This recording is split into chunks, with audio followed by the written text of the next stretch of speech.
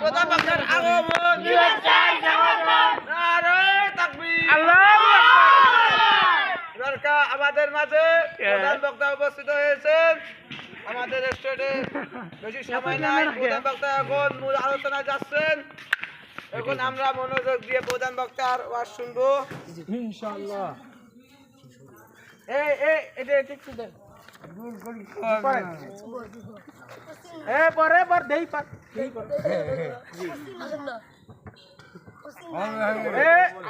বলে না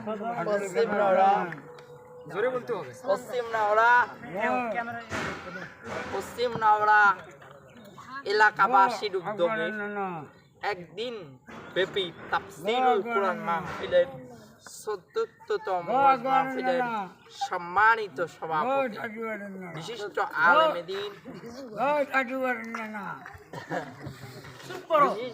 আলেমে দ্বীন হযরত মাওলানা নিনাজুল কাহু সাহেব আতালাল্লাহু উমরাহু ওয়া বারাকাল্লাহু ফি হায়াতিহি, আমরা সবাই পড়ি আমিন আমিন।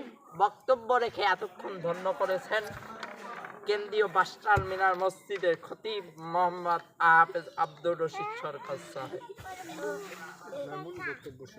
এবার আমি একটি আয়াত থেকে, ভাইয়ের আমার, বন্ধুগণের আমার, এই জন্য রব্বুল আলামিন বলেছেন ওয়া ইযা কিলা লাহুম আযিস্তাইন ওয়া আনতুল্লাহি তুহিব্বুনাল্লাহি ফাত্তাবিউ ওয়া হুয়াল্লাহু ওয়াল্লাহি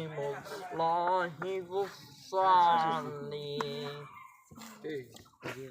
আল্লাহু আকবার। ইমানদারেরা কখনো মার খাবে না, ইমানদারেরা কোনোদিন মার খাবে না। রব্বুল আলামিন কোরআনে কারিমে বললেন, হে রব্বুল আলামিন, আমি তোমাদেরকে একটি কিতাব দিয়েছি, সেই কিতাবের নাম হলো আল কোরআন। এই কিতাব হলো আল্লাহ তাআলার কিতাব।